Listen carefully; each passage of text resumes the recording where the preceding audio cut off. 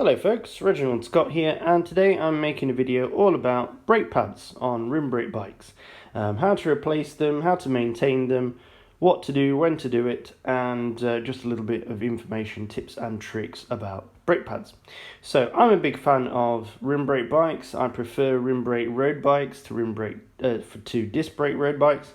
I'll do a separate video all about why I think rim brakes are better on road bikes in the future, and I'll hopefully do that quite in depth. But today is more of a shorter video, just all about the brake pads themselves. So let's go have a look at the calipers, and I'll just introduce you to the system. So let me grab one of these old pads here. This is the right one.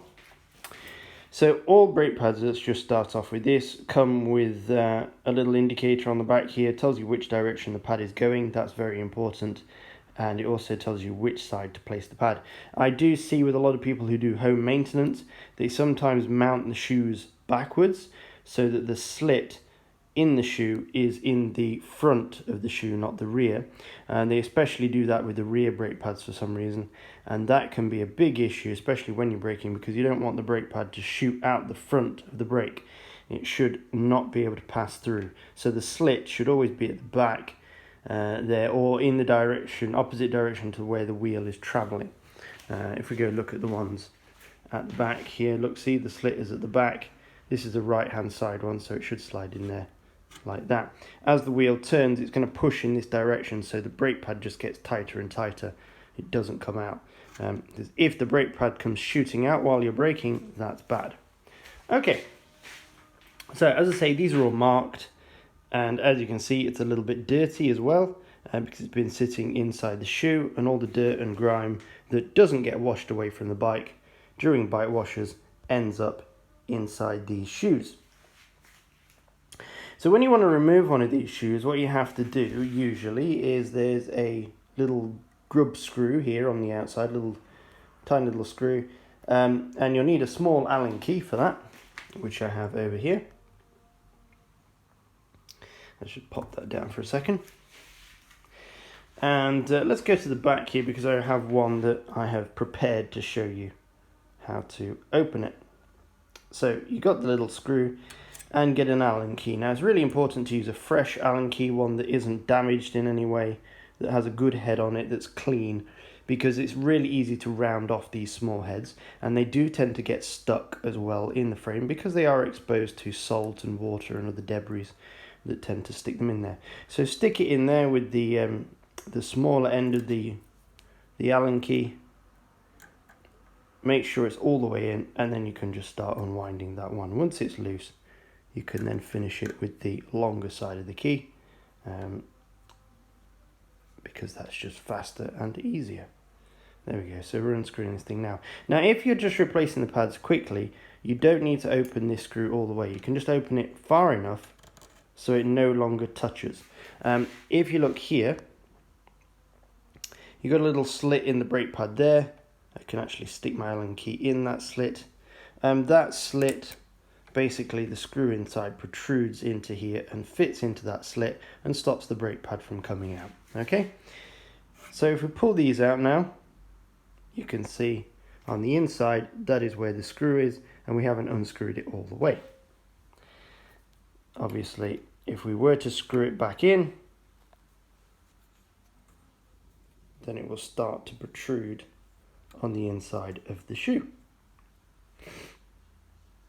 like that. Okay, and that's holding the brake pad in place. What we're going to do is we're going to take this screw out all the way, because this is the first little tip and trick that you need to learn. So firstly, we take the screw out all the way, take that over here, put it down somewhere safe, because they're very easy to lose. Now usually when you get new brake pads, I'll just demonstrate with these ones over here, you'll get new screws. So it's a good idea to replace the screws as well. I'm not going to today because my screws are in good condition, and I don't really need to. Also, the brake pads that I have are left over from another project, and I don't have any screws with them. I have got screws lying around somewhere, but like I say, I just don't need to. But for you, I recommend it. If you get fresh screws, replace the screws. So now we have all our old brake pads out, and we'd have all our little screws out as well. The next job is to lubricate these little screws, because as I say, these do get stuck inside the frame, inside the brake shoe of the brake caliper. And if you do get them stuck in there, they're very easy to round the heads off. And if you round the head off, then you have to cut a slit in the screw to get a screwdriver in it to get it out. And that's pretty annoying. So preparation, again, is always the best defense against these problems. I take some copper grease. Okay, so this is grease with a very fine copper powder in it. And I just apply a very small amount to the edge of my screw, like that, so that it's very lightly coated in a bit of copper grease. Not much at all, you don't need much, it's only a tiny screw. And that just stops it from getting stuck inside the brake shoe when it goes back in. So do that to all your screws before you put them in. A little bit of grease. As I say, I prefer copper grease, but it doesn't have to be copper grease, it can be something else. Even oil can help.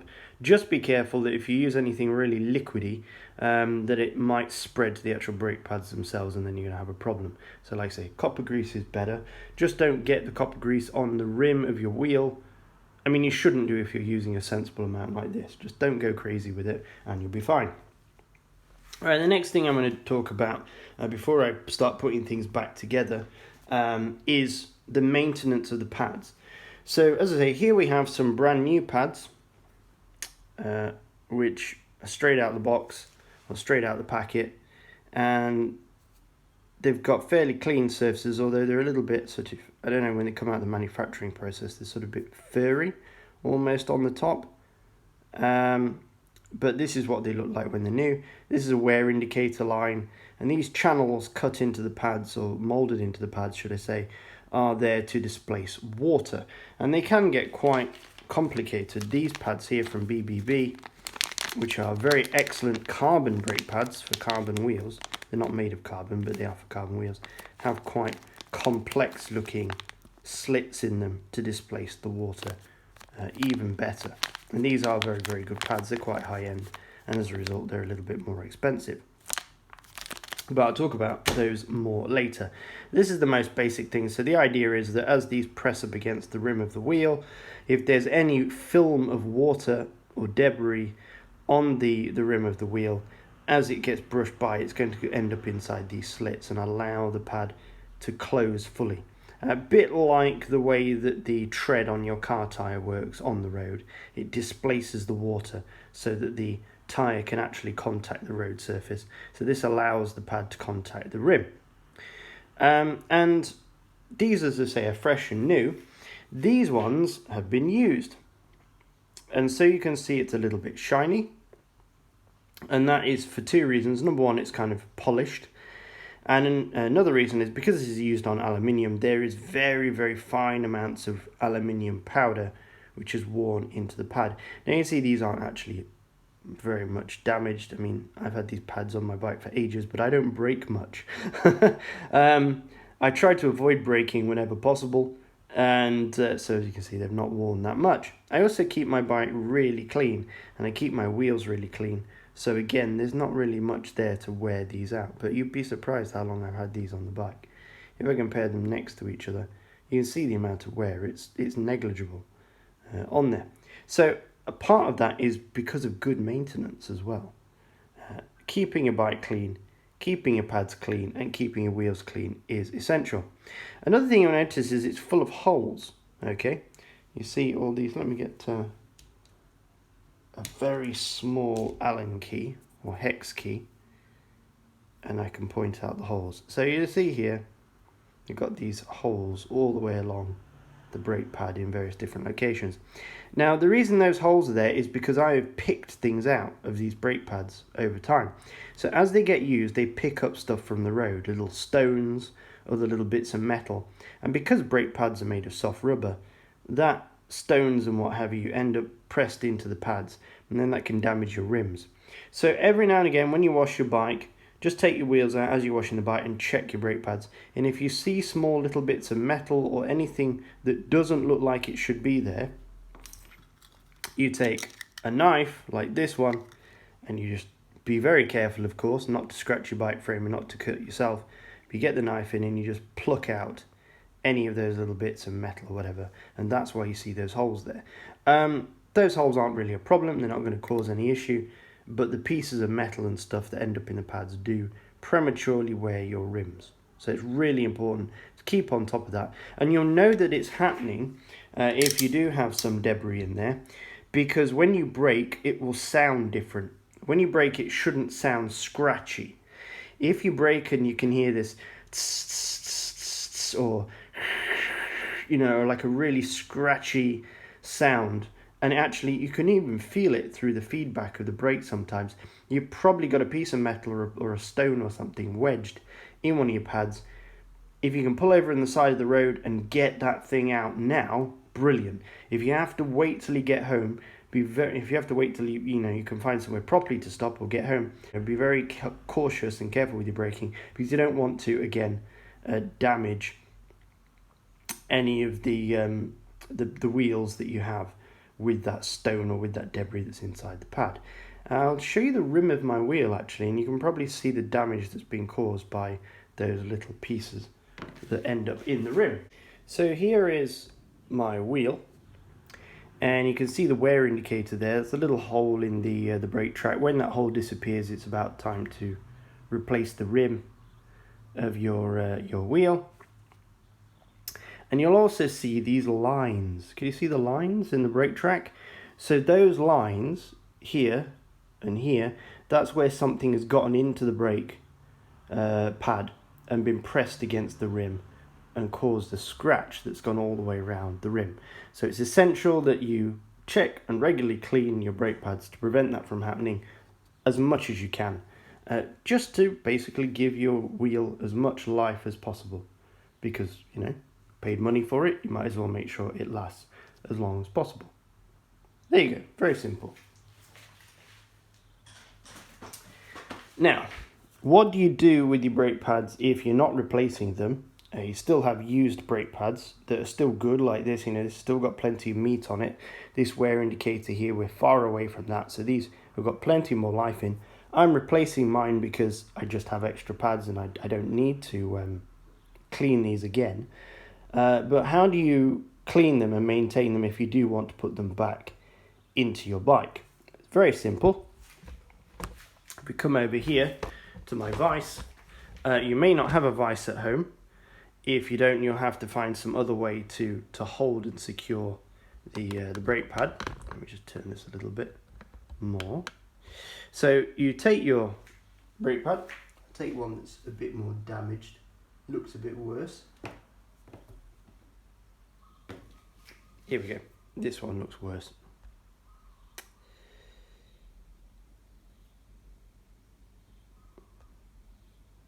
There we are. You see the surface there is all shiny with the metal dust, and you see the holes. Take the brake pad, put it somewhere secure where you can hold it,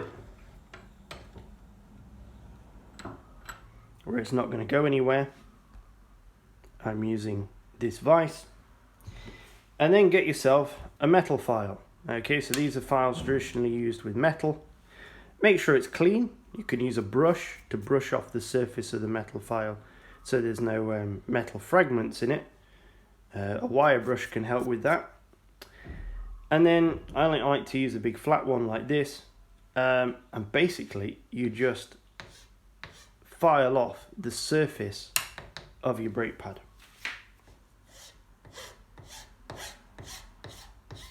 I like to do mine in an angle, so I don't do it in the same direction as the pad is going to be travelling, or the wheel is going to be travelling, so I don't get lines in that direction. I like to do it across the brake pad at an angle, so that actually the surface finish is improved on the brake pad and actually grips better.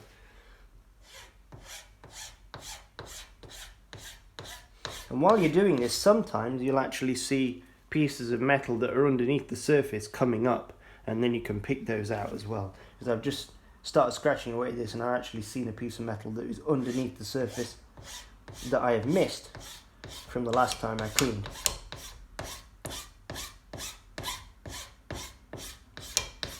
So you don't need to go crazy, but it's good to do it until that shiny surface is removed. I'm a bit OCD, so I'm doing mine quite a lot. And it's only for demonstration purposes as well, because I won't be putting these ones back. Not anytime soon, anyway. There we go.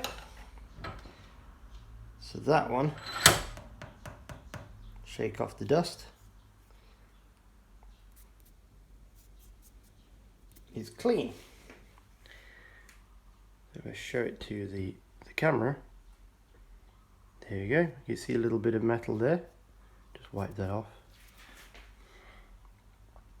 So this is how it should look after you've cleaned it up. There's still a couple of holes in it because obviously those holes were quite deep, and the amount of picking I had to do to get rid of the junk out of those holes was quite substantial. But the pad itself is nice and clean, and it's a dull colour. Okay, it's like a matte colour now rather than shiny. If I compare that with one of the older ones that hasn't been cleaned, there we go. Compare the two side by side, you'll see, look, one is shiny, one is matte. So that's how it should look. And that will work much better now. That pad will work really well. You'll get phenomenal grip from that. The first time you go out and you brake, you'll feel the difference. This one will slide more than this one. Okay, so really important maintenance. Maintain your brake pads, clean them regularly, inspect them regularly, and if needed, remove the surface clogging that goes on the brake pad, just to bring them back to life and well, make them look good and also work effectively. So now that's done, we'll get on to the next stage, which is cleaning the shoes. So the next thing we need to do is clean up the brake shoes, and what I like to use is a little bit of solvent on the end of a cotton bud. You can also use just soapy water, it doesn't really matter. This is just what I have to hand right now, and it works very well. And I like to apply it with a cotton bud because you can really get into all the small gaps and cracks on the inside of the brake shoe. So I just go in here and I wipe out, and you can see how dirty that is in there. Give it a good clean. And this will help the new brake pads to slide in more easily. And then you can just finish it off with a little bit of kitchen paper or paper towel. There we go, you can see all that muck coming off there. Now this bike is washed very regularly, but that muck does get down inside there, and unfortunately there's nothing you can do about it until you remove the brake pads and clean it out. So there you go, that one is lovely and clean now. If I use the clean end of the cotton bud, I can just clean out the last of the muck that might be in there still. And then before you put the brake pad back in, there's a little trick that I like to use when you have a stubborn brake pad that doesn't want to go in, or just to help yourself really get the new brake pads in. Let me show you. You're probably wondering what this tin was on my desk. This contains one of the most important things that I have in the workshop. Candle wax. I use this stuff all the time and it's fantastic. One of my absolute best little secrets. So, candle wax, it has to be paraffin wax, by the way, not anything cheap plasticky wax that you can get nowadays. It has to be the proper stuff. Just give a little rub inside the brake shoe over the edge of those rungs that go along the outside of the brake shoe. Give it a little rub like that. You don't need too much, okay? And that will help the new brake pad go in. Has to be inside, by the way. There you are. Right, let's go stick that new shoe in, see what happens. So what we have here is our new screw with our copper grease on it and our brand new brake pad as well. And that should slide in very easily, as you can see, and come out very easily as well. And there you go, sorted. Then just pop your screw back in. These screws do have a torque setting, I believe. I'd have to look it up to tell you what that torque setting is, but you don't really need to worry about that. Just don't over tighten it. Just screw it till it stops and then pinch it off a little bit. Don't use the full extension of the Allen key bar, just use the little finger hold on the end. These come in various different sizes. Some will be, some of these screws will be for bigger sizes, some will be for smaller. But these are small Allen keys, or some of them use a small screwdriver. Just don't over tighten the screw. As long as it doesn't come out, that's the main thing. There we go, and that pad is done. Now you may need to adjust the brake shoe when you put the wheel back in, because you've just gained some size on the pad, haven't you? Because the old pad was worn out, and you may have adjusted your brakes inwards to compensate for that. So you may need to readjust your brakes to match the new pads with your rim. I don't think I need to do that yet, because as I say, once this is all cleaned up, this is coming off my bike and onto the new frame. So I don't need to worry about that. But that is how you sort out your little brake pads there.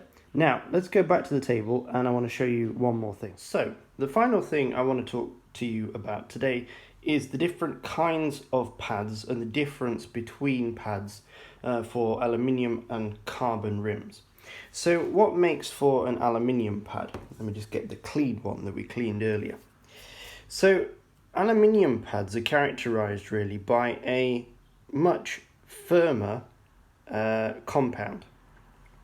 This here is a dirty carbon pad from a previous set of wheels I used to use that I've now since sold. And these pads are for carbon rims, and generally speaking they will be coloured something different. Either blue, white, brown, green, something like that, to distinguish them from a standard aluminium pad. And as I say, the surface on these pads is much softer, like I can really stick my fingernail in there. Very easily indeed. It springs back. A lot softer than the surface on these aluminium pads, tend to be harder. And that is of course because you're dealing with different materials. Aluminium is different from carbon fibre, so it requires a different pad. Now, the worst thing you can possibly do is use an aluminium pad on a carbon rim.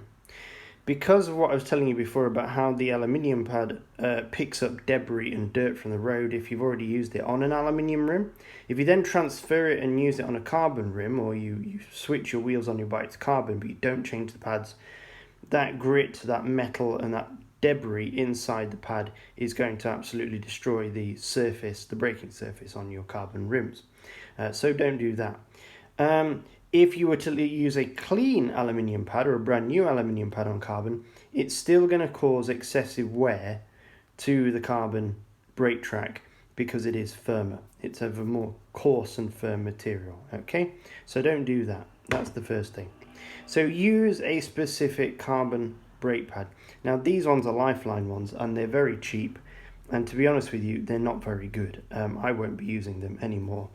Because I found that the braking from them was pretty poor, to be honest with you. They are very soft, and they did protect my carbon rims very, very well. I didn't suffer any wear, really, on my carbon rims while I had them. But they're just not up to scratch with regards to braking standards, in my opinion. However, if I take these, which are some very, very fancy BBB ones, which are much, much better when it comes to braking performance. They've got all these lovely cutouts in them. The compound is much better. And these generally, and they say carbon on there, so you can't get them mixed up with the aluminium ones. These ones are very, very good indeed, and they do stop you very, very quickly, even in the wet. So these are phenomenally good pads. However, there is one payoff for that, or one negative for that, is these are of a firmer compound than these cheap ones here. So they're not as firm or as destructive as the aluminium, but they are not as soft. They are still quite soft, but they're not as soft as the cheap ones from Lifeline. So these are going to wear your carbon rims probably a little bit faster. I would say they're going to give better braking, but they're going to wear your aluminium rims, your carbon rims, a lot faster than these cheap ones. Now you can buy better quality pads out there from various different brands. You'll have to probably do some of your own research and experimentation with that, because I only have experience with the brands that I sell. But you can buy more high-end brake pads with a softer compound. So what I would say is that if you live in a part of the world, like I live in a part of the world where the weather is pretty consistent all year round, we do get thunderstorms and stuff, but most people don't ride in the thunderstorms. They only ride when it's dry. So it would be perfectly acceptable to use a softer pad, a good quality soft pad, in dry weather, because it's not going to do any damage to your rims. It will mean that your rims last a really long time. But in the winter, when things get a bit dirtier and a bit worse, say if you live somewhere that has winter, then switch to a bit of a firmer pad, something that's going to give better grip in the wet and better braking performance in the wet. And then when you hit spring or summer, come back to the softer pad, and that's just going to give you better braking in the summer months, and do less damage to your rims, or less wear. I think the idea of this thing of wear on your rims is a little bit overblown, unless you live in the mountains of Italy and you descend alpine passes every day. The amount of wear that you actually get on brake rims is pretty minimal. And I'll just go grab another brand of brake pads for my final point. So this is a set of Swiss stop pads, and these ones we get for the DT Swiss wheels we sell in store, because DT Swiss recommend using Swiss stop with their carbon wheels. As you can see, it's marked for carbon in yellow, although they are black pads. And you can also see where they've got their slits in here for water displacement, and then for whatever reason the rest of the pad is solid with an embossed Swiss stop logo. Now I've heard mixed reports about these. Some people say they don't like Swiss stop pads for carbon, that they don't give good enough braking. I can't really confirm or deny that. All I can say is that I haven't had any complaints from my customers who use them on our DT Swiss wheels. And as I say, DT Swiss recommend the use of these with their wheels, and I'm guessing that is to, so you can claim your warranty if anything goes wrong. But these are very soft, actually, which is good. They're high end as well. They feel very sticky, like they don't feel smooth, they feel grippy.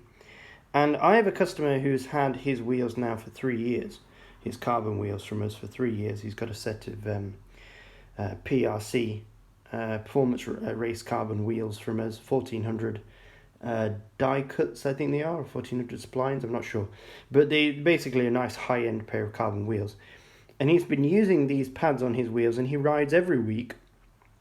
And he does maintain his bike really well. He has it washed very regularly. He either washes it himself or he brings it here. And he has the bike serviced every 6 months. So he is like the perfect customer when it comes to servicing. And I check his brake pads, every time that his bike comes in for a wash, just out of a matter of interest. And currently, he uses his carbon wheels all year round. He doesn't have any aluminium wheels. He only has that one pair of carbon wheels. And I see no wear on the brake track in 3 years. Zero. I cannot tell. If you took his wheels after a wash and held them up and looked at them, I honestly, and I'm being 100% honest here, you cannot see any wear on them. None whatsoever. Now that could be because he doesn't brake very often, but I've been out riding with him, and we've ridden in various conditions, up various hills and down various hills, and out in the wild spots of Brunei, where the road conditions are not that great, and obviously he uses his brakes. So yeah, basically he's been using the correct pads, he's been washing the bike regularly, and he doesn't have any wear. And it's so little wear, in fact, that this little embossed logo, which you can just about see on the camera there, that it's slightly raised, on his rear wheels, on his rear brake pads, that logo is still visible. So in 3 years, he hasn't even rubbed off that logo from the Swiss top pad on his DT Swiss wheels. So there you go. I think a lot of what is said about brake pads and, you know, rim wear on rim wheels is a little bit overblown. And I think as long as you maintain the cleanliness of your pads, you make sure there's nothing in them that could damage your rims, and you clean your bike regularly, you will not have a problem. Your wheels will last years and years and years and years. If you are somebody who's commuting a lot in bad weather and you can't afford the time to maintain your bike as well as perhaps somebody who rides recreationally, then I would just suggest you get some decent heavy-duty aluminium rims with a decent thick brake track on them that not only is going to be cheaper to replace when they do eventually wear out, but it's got more meat on it so that you can potentially wear it out more. And then brake pads are very, very cheap. If you don't have time to constantly clean them, just replace them. A set of, you know, cheap aluminium brake pads cost, like in Brunei, like $5 for a set of, you know, 4, I think, depending on, you know, how cheap you go. I'd suggest spending about $10 on 4. $10 is not much money here, and it's not much money everywhere else in the world. If I translate that into GBP, or it's about what, like £6-7 maybe, something like that. What is it, 180 to the pound? Yeah, oh, less than that. So yeah, I'll stick on the screen what it is, but basically, it's not expensive to replace brake pads. You could do it once a year and it's not going to kill you. But if you don't have functioning brake pads, that might kill you. So there you go. My advice is buy quality pads if you're running carbon rims. And if not, you can always buy cheap aluminium ones and replace them regularly. Thanks for watching, as usual. Don't forget to like, subscribe, share to your friends. Comment below if you want to see anything else, you've got any questions. And as always, folks, stay safe when riding on the road. See you.